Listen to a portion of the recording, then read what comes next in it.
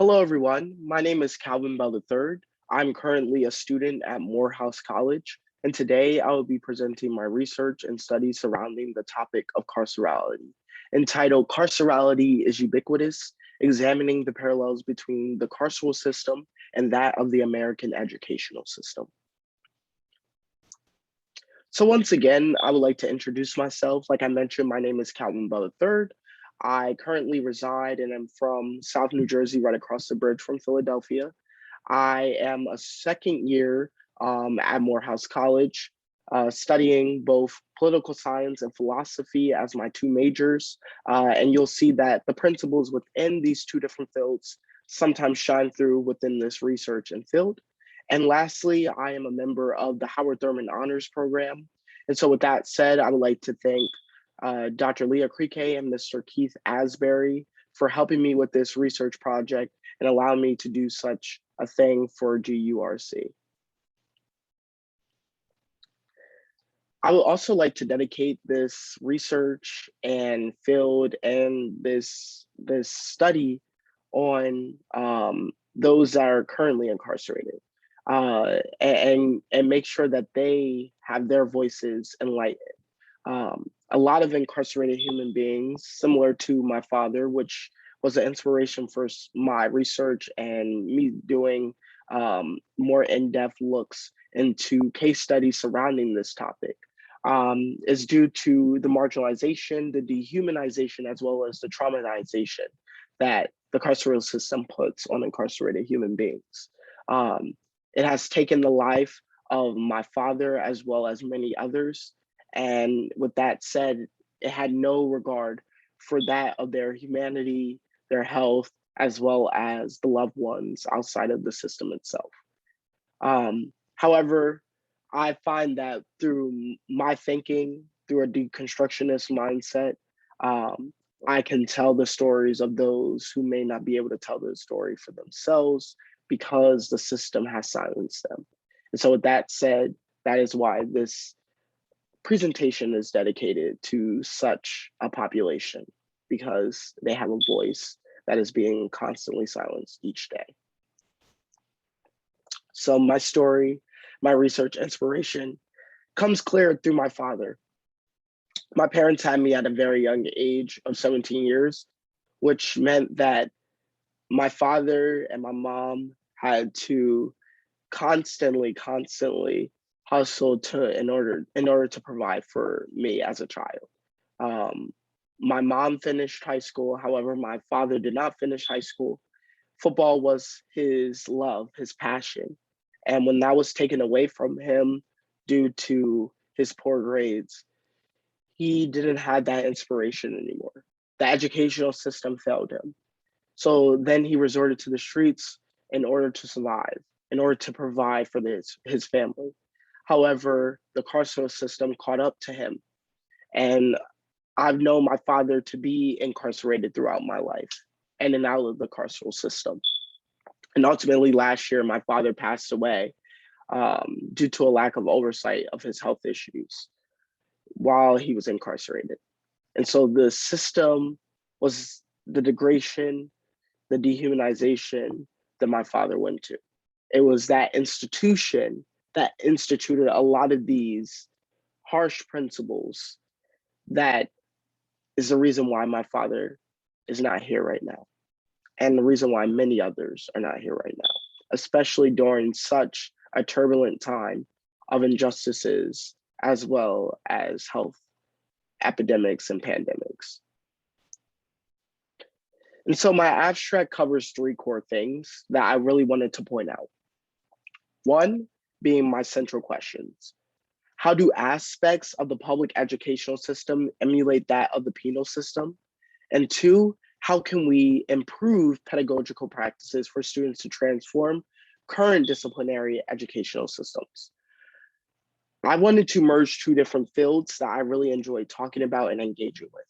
One being that of the carceral system and the criminal justice system, and the other being that of pedagogical practices within the educational system, especially being a student at a liberal arts institution.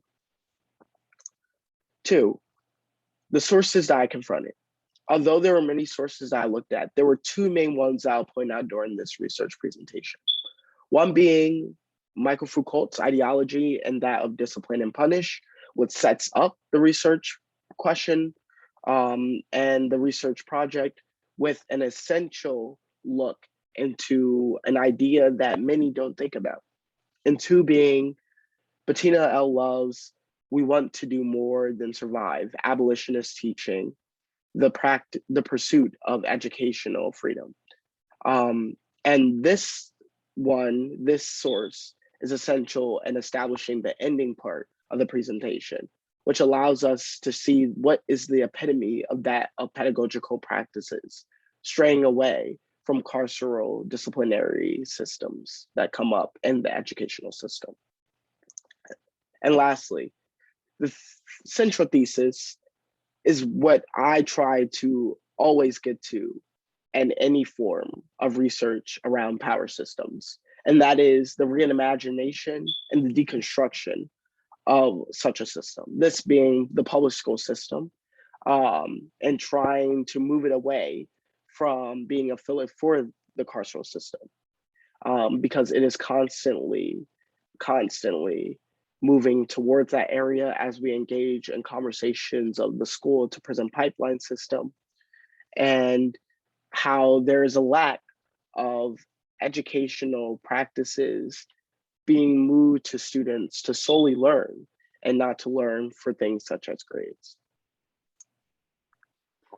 And so the first round, the first person that I engaged with in my background is Michael Foucault. Michael Foucault is a notable French sociologist and theorist who comes up with an essential question and asks one that is both rhetorical and literal in its sense. He says, is it surprising that prisons resemble factories, schools, barracks, hospitals, which all resemble prisons? And that question is so deep because it is a paradox in itself.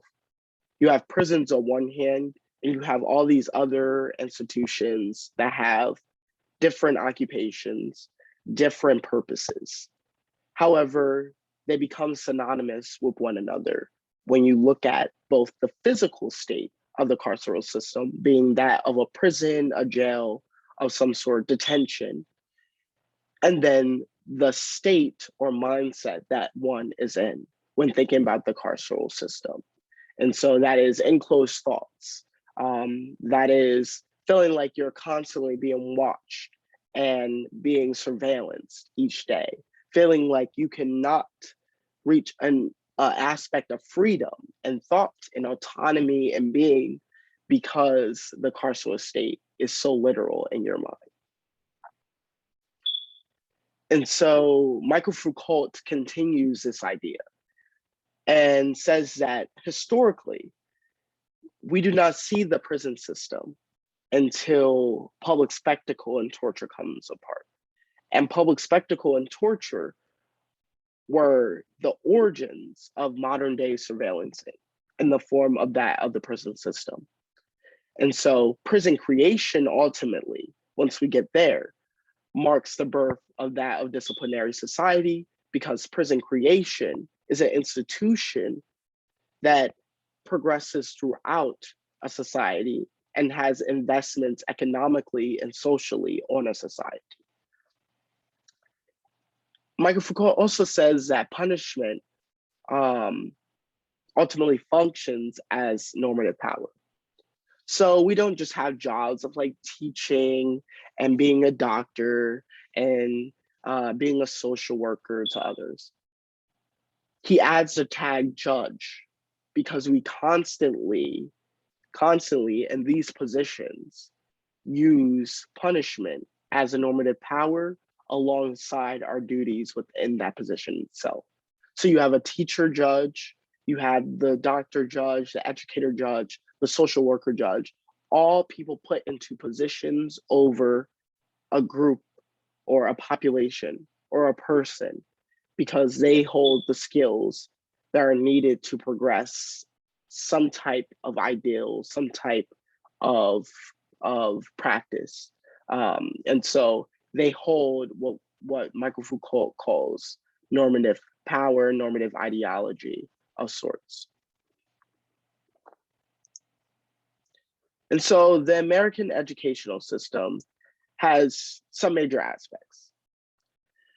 Historically, Thomas Jefferson, when you talk about the American educational system, started this spiraling that every child should receive an education at the public's expense, being that of taxes.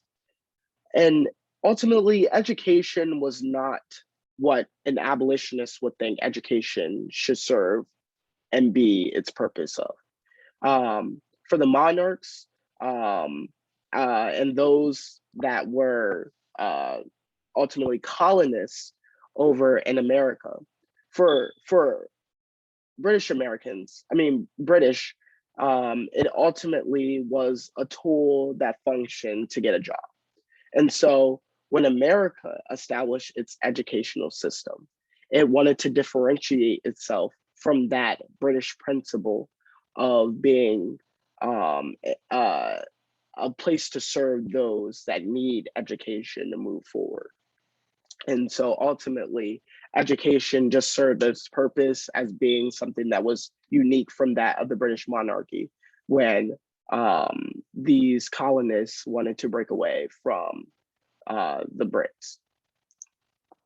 And so ultimately, we progressed to notable reformists and ideological perspective, one that carries very well and is well known in the educational system, where colonial education should be that of a free experience, one that allows a student not to have to worry about expenses at all, but more so to be able to dive into their learning.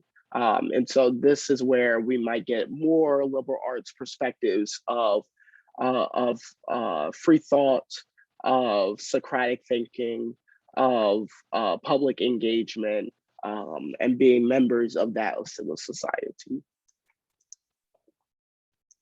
And so then in modern day time, we start to get some major events in education that really shows some form of desegregation, some form of segregation and desegregation between that of people of color and those who were whites in major institutions. And so Little Rock 9 being one of them, in which 9 African-American students enrolled in an Arkansas high school, Arkansas Central, I believe. And then we have a Los Angeles East high school where 3 major student protests broke out in Los Angeles high schools by Mexican Americans to protest segregation within their schools and a lack of resources to progress. And then we have Brown v. Board of Education, which might have been one of the most pivotal moments within history of education for especially students of color, because it desegregated educational institutions around the world, where we specifically see Thurgood Marshall use his prowess and power and intelligence to defend such a position in order to desegregate educational institutions. When you talk about resources, money allotted to certain areas, and the areas that these schools are present in. And so what's the problem? And this is what I try to dive in deeper with and investigate. There are clear parallels between that of the carceral state and the American prisons. I think that's what we really establish. And so it looks at those parallels between the carceral state, American prisons, and then ultimately the educational system itself. And so these engagements with the American educational system include punishments, over-policing due to the school to prison pipeline, as well as physical replications of what the American educational system is. And so punishments. These are strict lists of rules to follow, such as being late or speaking with peers between classes. And so the enforcement of these rules deters students from wanting to fully express themselves as students socially within their classes. So they tend to do these things even more because of the strictness, because of the lack of freedom to be that of a child.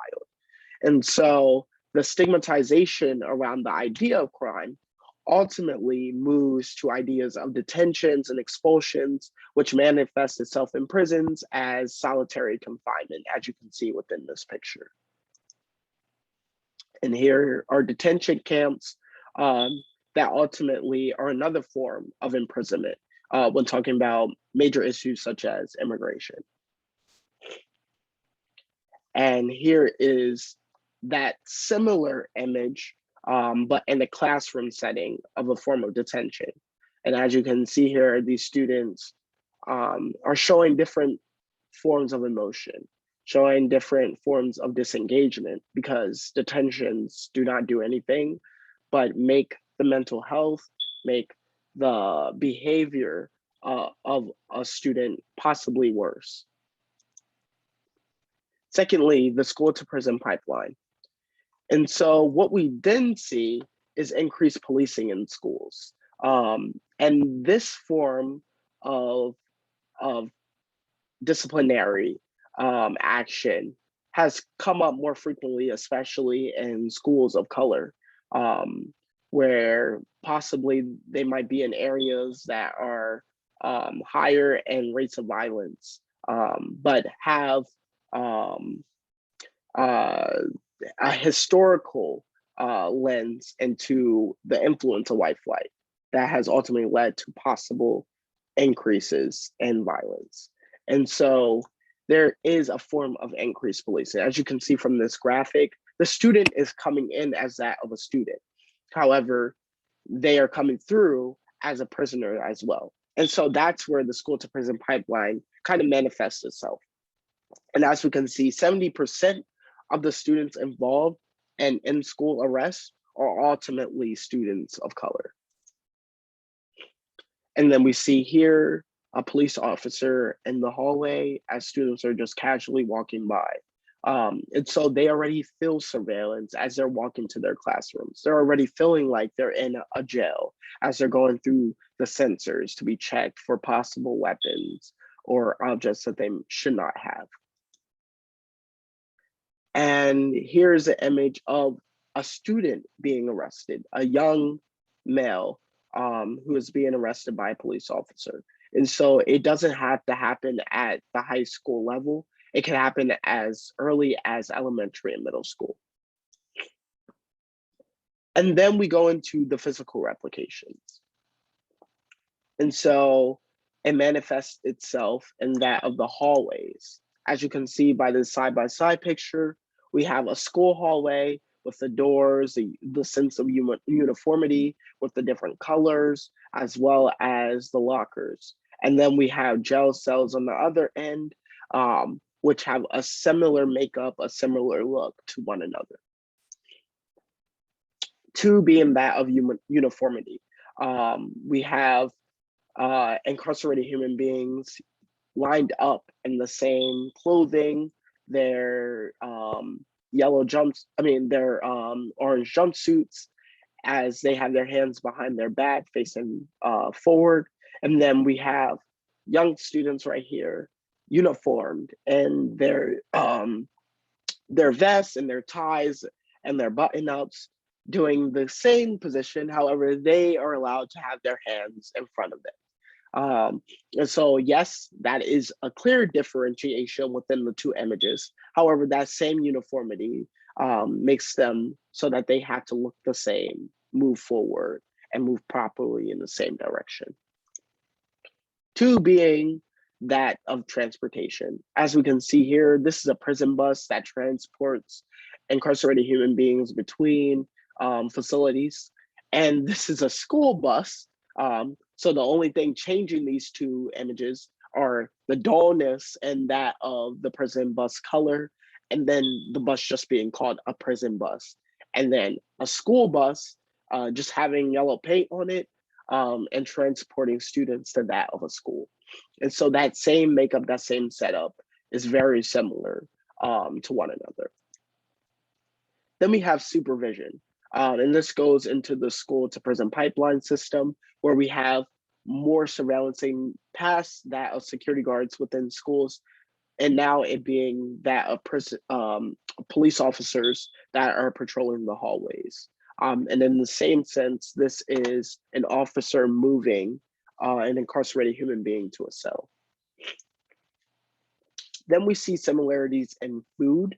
And this is also a case in that a lot of these institutions are sponsor and have partnerships with major food companies of the same discipline. And so the food is very similar. And what you'll find in a lot of public schools is that the food tends to be unhealthier and distasteful in the same way that incarcerated human beings are presented with the same type of food and lifestyle. We have recess. And so that is also a place that that we see similarities manifest itself between that of the carceral system and then the educational system.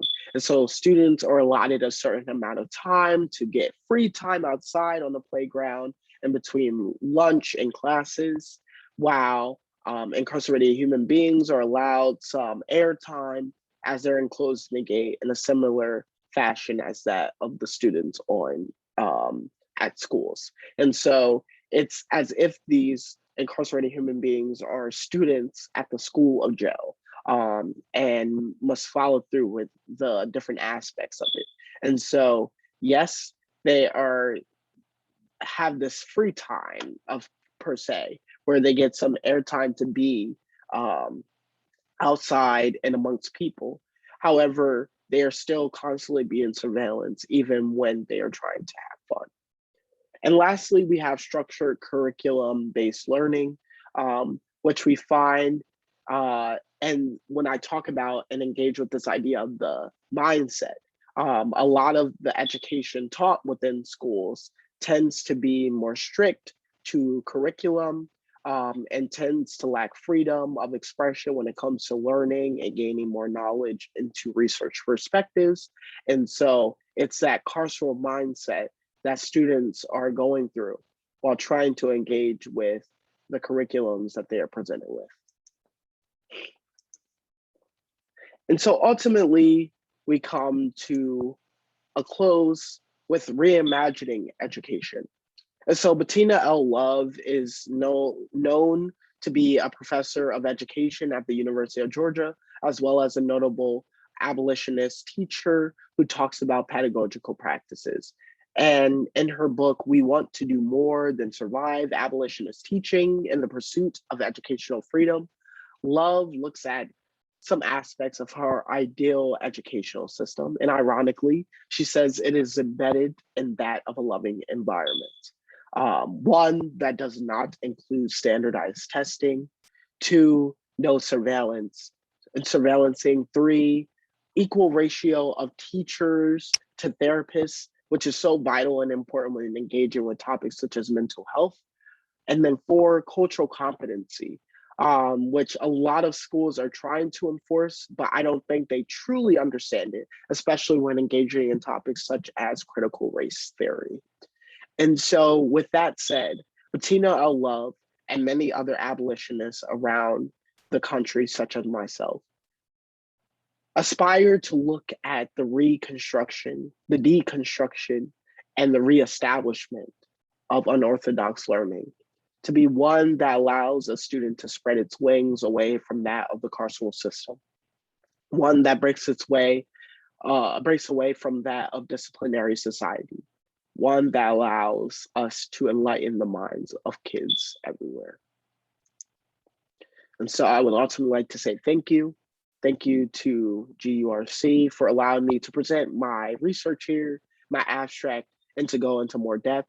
And as you can see from this graphic here, abolitionist teaching and the future of our schools, it says teach the whole child.